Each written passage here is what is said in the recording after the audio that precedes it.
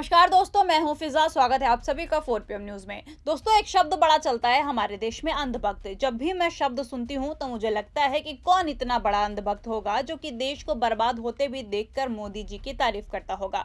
इस बात का जवाब मुझे आज एक वीडियो देख के मिल गई। ट्विटर पर मैंने एक वीडियो देखी जिसमें एक आम आदमी, जिसको देखकर लगता है कि मुश्किल से इसकी सैलरी 30,000 रुपए होगी, लेकिन बातें उसने अंबानी वाली कर दी। दरअसल एक पत्रकार ने उनसे सवाल किया कि इतनी महंगाई हो गई है, इस पे आप क्या कहना चाहोगे। तो बंदे ने ऐसा जवाब दिया कि पत्रकार भी थोड़ी देर के लिए शॉक हो गया। जी हाँ दोस्तों, हालात आज ऐसे हो गए हैं कि लोग भूख से मरने को तैयार हैं, लेकिन वोट तो मोदी जी को ही देंगे। आप सभी लोग सोच रहे होंगे कि आखिर ऐसा क्या कह दिया उस इंसान ने। आइए आपको भी सुनाती हूँ। पब्लिक तो कह रही महंगाई बहुत हो गई है। किसने बोला महंगाई बहुत हो गई? गैस सिलेंडर 1000 के ऊपर हो गया। हम तो 5,000 में भी एक सिलेंडर ले लेंगे।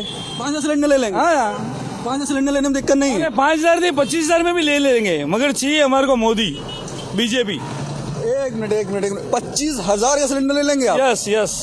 गरीबों का क्या होगा फिर बताइए। आप तो ले लेंगे 25,000। गुजरात में कोई गरीब है ही नहीं। भारत के दूसरे हिस्सों में तो गरीब हैं। दूसरे हिस्सों में तो गरीब है। बिहार में है, यूपी में है, झारखंड में है, उड़ीसा में है, नागालैंड में है, अरुणाचल प्रदेश में है। मेरी बात सुनिए, पहले मोदी जी गुजरात में थे, अभी वो इंडिया में गए हैं, तो सबको भी पैसों वाला बना देंगे। मोदी जी है तो सब मुमकिन है। ठीक है, 25,000 का सिलेंडर लेने वाला सबको बना देंगे। यस।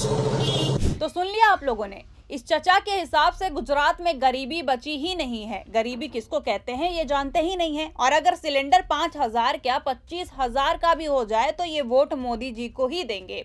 अच्छी बात है भाई दो। संविधान आपको ये अधिकार देता है कि आप अपने मनपसंद का नेता चुने, लेकिन संविधान आपको ये हक नहीं देता कि आप अपने स्वार्थ के लिए देश के बाकी लोगों को भी बेच खाएं।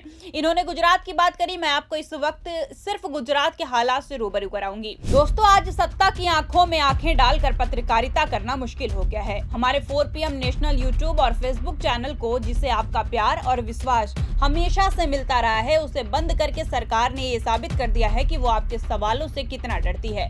मुश्किल दौर है, लेकिन हम न रुके थे और न ही रुकेंगे। हम सच के लिए हमेशा लड़ते रहेंगे। ऐसे में 4 PM यूपी को ज्यादा से ज्यादा ज्वाइन करें और स्वतंत्र पत्रकारिता को जिंदा रखने के लिए जितना हो सके उतना हमारा आर्थिक सहयोग करें। आपके सहयोग से ये जंग हम जीत कर रहेंगे। दोस्तों, देखा जाए तो गुजरात को विकासशील राज्यों में गिना जाता है, लेकिन हाल ही में सामने आए आंकड़े बताते हैं कि राज्य में अभी भी बड़ी संख्या में लोग गरीबी में जीवन जी रहे हैं। अलग अलग रिपोर्ट के अनुसार गुजरात के लगभग 16 से 18% आबादी गरीबी रेखा के नीचे आती है, यानी करीब 1 करोड़ से ज्यादा लोग आज भी अपनी बुनियादी जरूरतों को पूरा करने के लिए संघर्ष कर रहे हैं। सरकारी आंकड़ों के मुताबिक राज्य में लगभग 31 लाख से अधिक परिवार BPL गरीबी रेखा से नीचे श्रेणी में आते हैं। इन परिवारों को मिलाकर देखें तो करीब 1.8 से 1.9 करोड़ लोग गरीबी से प्रभावित हैं। ग्रामीण और शहरी क्षेत्रों के बीच भी बड़ा अंतर देखने को मिलता है। गांव में गरीबी ज्यादा गहरी है, जहां लगभग 75 लाख लोग गरीबी रेखा के नीचे आते हैं। वहीं शहरों में यह आंकड़ा करीब 26 से 27 लाख के आसपास है। इससे साफ है कि गांव में रहने वाले लोगों को ज्यादा आर्थिक कठिनाइयों का सामना करना पड़ता है। राज्य के कुछ जिले गरीबी के मामले में सबसे ज्यादा प्रभावित हैं। दाहोद जिले में करीब 38% आबादी गरीब है, जबकि डांग जिले में यह आंकड़ा 57 से भी ज्यादा है। इन इलाकों में हालात काफी चिंताजनक बने हुए हैं। अब मुझे समझ ये नहीं आ रहा है कि चाचा ने कौन से फैक्ट्स पढ़े हैं और कौन सी किताब पढ़ी है जिससे ये इतनी बड़ी और कॉन्फिडेंशियल बातें कर रहे हैं। दोस्तों, आपको बता दो कि आज ही मैंने एक खबर बनाई जो कि गुजरात से है, जहां बस में ट्रेवल करने वाले यात्री बस से उतरकर बस को धक्का दे रहे थे। आप भी ये वीडियो देखिए, फिर आगे का बताती हूँ।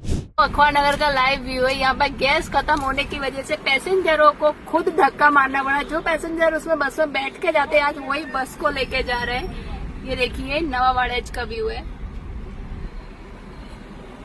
बताइए जरा, एक तरफ मोदी जी और उनके चमचे दावे कर रहे हैं कि देश विकास की तरफ बढ़ रहा है, खासकर गुजरात, लेकिन हालात कुछ और ही दिखा रहे हैं। अब बताइए जरा, गुजरात जैसे राज्य में हालात ये है जहां भाजपा की सरकार 1955 से है, फिर भी यहां की जनता को विकास का नामो निशान नहीं मिला। और मोदी जी दावे करते हैं कि देश को आगे बढ़ाने के। एक तरफ मोदी सबको मजबूत बनाने के चक्कर में है, और वो भी मजबूत कैसे कि सदन में खड़े होकर बोलते हैं कि जब हम कोरोना काल से लड़ सकते हैं तो ये महामारी तो हमारे बाएं हाथ का खेल है। मोदी जी के इस बयान से जनता इतनी परेशान हो गई कि पेट्रोल पंप के सामने लंबी लंबी लाइनें लग गई। सिलेंडर की किल्लत तो देश भर में है ही, लेकिन फिर भी मोदी ही चाहिए। अब सोचने वाली बात यह है कि इतना कुछ होने के बाद भी ना तो मोदी जी इस पे कोई एक्शन लेते हैं और न ही रास्ता निकल पा रहे हैं। बस फालतू बयान और घटिया राजनीति के चक्कर में पूरे देश को ले डूबे हैं। अक्सर कहते हैं कि सांस्कारिक दृष्टि से देखें तो भक्त पागल ही नजर आता है, लेकिन मोदी जी के भक्त उससे भी एक लेवल ऊपर हैं। उनकी आंखों पर ऐसा चश्मा लगा है जिससे उनको भारत विश्व गुरु और मोदी भगवान के अवतार नजर आते हैं।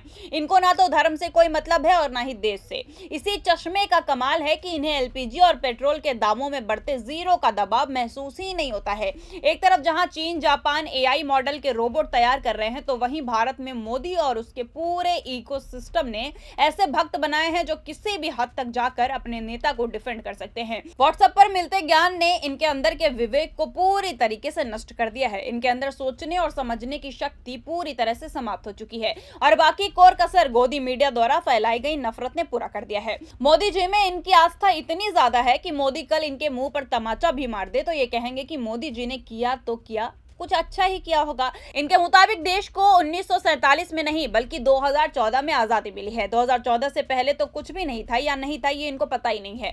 यही है असली हकीकत मोदी भक्तों की। ये ना तो तथ्यों को मानते हैं, ना गरीबी को देखते हैं, ना महंगाई को महसूस करते हैं। ऐसे में सवाल उठता है कि आखिर कब तक ये अंधभक्ति चलेगी, कब तक देश को बर्बादी के रास्ते पर ले जाते रहेंगे, कब तक हमें ये सुनना पड़ेगा कि मोदी है तो मुमकिन है। इसका जवाब हमें खुद दीजिए। आपको क्या लगता है इस पूरे मामले को लेकर, आप क्या सोचते हैं, इस पर आपकी क्या राय है, हमें कमेंट में जरूर बताइएगा। अगर वीडियो पसंद आई हो तो लाइक और शेयर जरूर करें और अगर आपने अभी तक हमारे चैनल को सब्सक्राइब नहीं किया हो तो कर लीजिए और जुड़े रहिए 4PM न्यूज नेटवर्क के साथ। धन्यवाद।